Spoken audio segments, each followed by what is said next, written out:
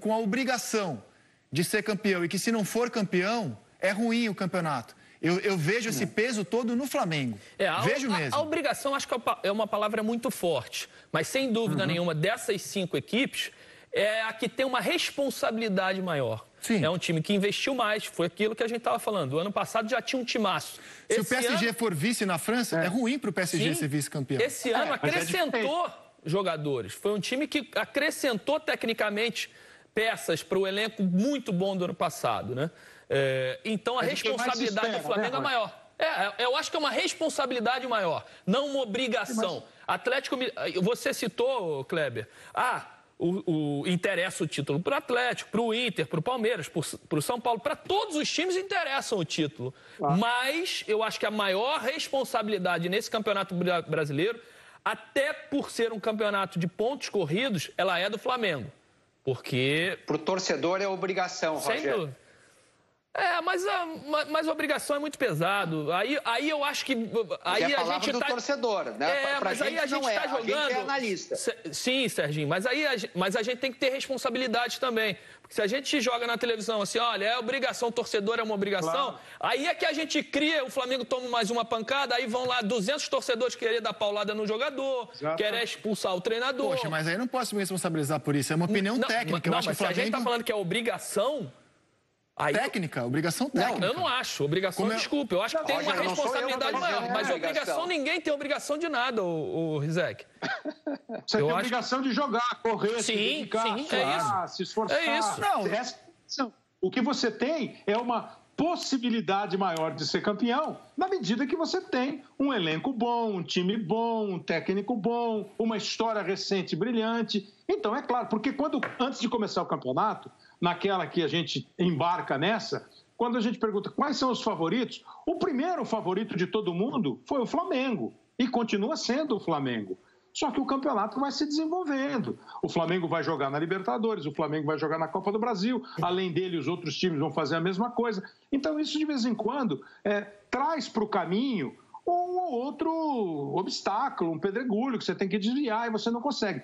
O que eu entendo o que você está dizendo. A perspectiva maior, a expectativa maior de título é do Flamengo.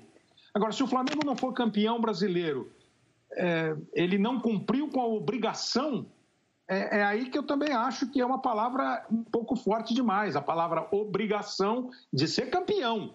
Obrigação de disputar o título, obrigação... E assim, obrigação é sempre... Eu sei que a gente fala essa obrigação é meio entre aspas, mas assim, a torcida, diz o Sérgio, só quer o título e nada mais.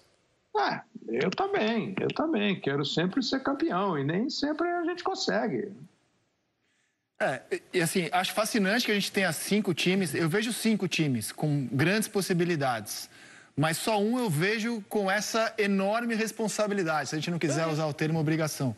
Que se não for campeão, se for vice, eu acho que é um trabalho ruim no campeonato, ruim.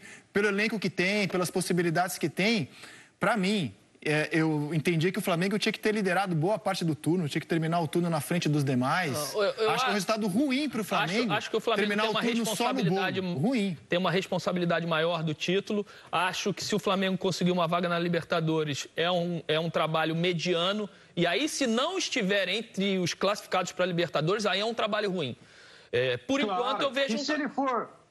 Sim, então, e se ele chegar, Roger, se ele chegar na semifinal da Copa do Brasil, na semifinal da Libertadores, eventualmente na final de um desses dois, for vice-campeão brasileiro, é um ano ruim?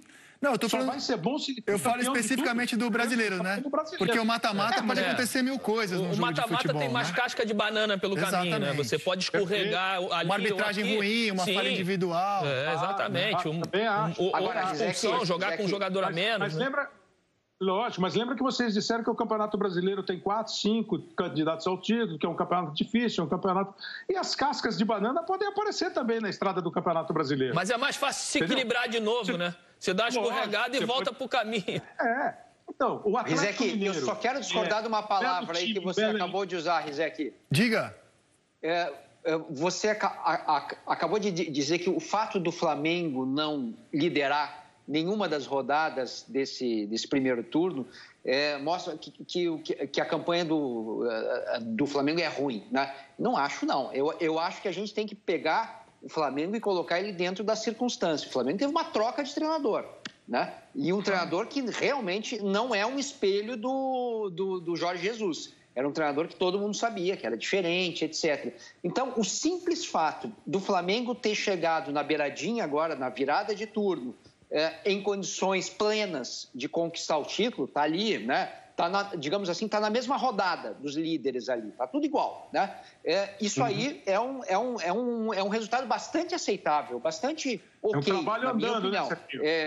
O trabalho está andando e a gente tem que pensar nas circunstâncias. Se fosse o Jorge Jesus que viesse na continuidade do trabalho dele, aí talvez a gente até pudesse ser um pouco mais crítico. Mas teve a troca de comando, isso não é fácil. Obrigado pela deixa. Acho que... Obrigado pela deixa, porque aí que eu vou chegar no ponto do Domenech Torrent. Primeiro assim, quando a gente avalia técnico, e essa é a minha queixa, por exemplo, com os desabafos que eu ouvi do Domenech, do Diniz, do Renato ontem, discutir se o trabalho é bom ou ruim, ninguém aqui quer apedrejar o técnico, mandar o técnico embora.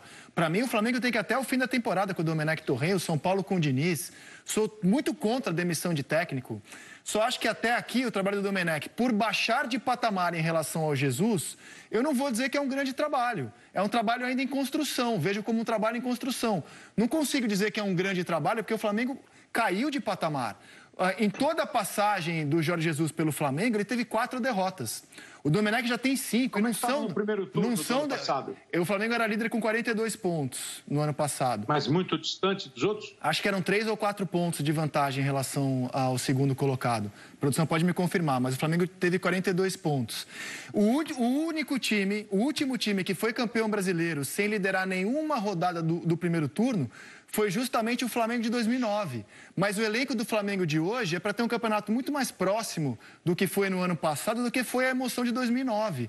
Quando ele chegou no bolo ali com o Inter, com o Palmeiras, com o São Paulo, que é o bolo desse ano. Só que você segue tendo um elenco destacadamente muito melhor do que os outros. Então, se o técnico que entrou não conseguiu manter a mesma excelência que vinha sendo colocada em prática, eu acho natural avaliar que o trabalho dele ainda está em construção. Não consigo dizer que é um ótimo trabalho. Tem muita gente que tenta justificar, Kleber, o trabalho do Flamengo, e principalmente nesse recorte dos últimos 10 jogos, e aí estou falando de Copa do Brasil, Libertadores também nesses 10 jogos, de um número grande de desfalques. E é real. Só que, se você avaliar também o trabalho dos outros times, todos têm desfalques. Exato. Né? Se a gente falar do Internacional, o Internacional perdeu 3 dos seus principais jogadores que nem voltam esse ano. Né? A gente está falando do peruano, do Guerreiro, do Bosquilha e do Saraiva, o lateral direito. Se a gente avaliar o trabalho do Atlético Mineiro, também perdeu jogadores, convocações, também o negócio da Covid. São times que tentaram, nesse último recorte, se ajustar diante das circunstâncias que apareceram. E diante dessas circunstâncias, o Flamengo é também o time que melhor tem possibilidades de suprir a ausência dos titulares. Concordo. Então a gente também não pode ficar só em cima. Ah, mas o Arrascaeta tá fora, o Rodrigo Caio tá fora. Pô, o Rodrigo Caio tá fora, mas tem o Gustavo Henrique, o Léo Pereira. Se eles não estão jogando bem, aí é um trabalho da comissão técnica e dos próprios atletas. Porque o Flamengo foi no mercado qualificar o seu elenco do ano passado. E tá lá quase líder do campeonato, né, Sérgio? Pois é, o que eu ia dizer é o seguinte, o líder hoje do campeonato, que está ali na faixa de 61% de aproveitamento, esse aproveitamento não é aproveitamento de título. Se a gente pegar a média de todos os pontos corridos, isso aí é aproveitamento de vice, não é aproveitamento de líder. Ou seja, né, a gente não está vendo hoje, olha lá, 62% geralmente é aproveitamento de vice. O Flamengo, no ano passado, teve 78%, foi um absurdo. Ok, é muito. Mas, geralmente, a média é 67%, 68%, é bem maior o aproveitamento do campeão. Então, ainda não apareceu o campeão na tabela. Todo mundo está com algum tipo de problema. É um campeonato que não é tecnicamente, mas percentualmente, ele está abaixo ainda, né? Tem todo o segundo turno para alguém dar uma descolada. Mas até agora ninguém descolou. Tá todo mundo com cara de vice. Isso. Por isso eu classifico o trabalho do Flamengo como regular e de espetacular no Inter. Com muito menos condição, o Internacional fez um primeiro turno idêntico ao do Flamengo, né? Um pouco superior nos critérios de desempate.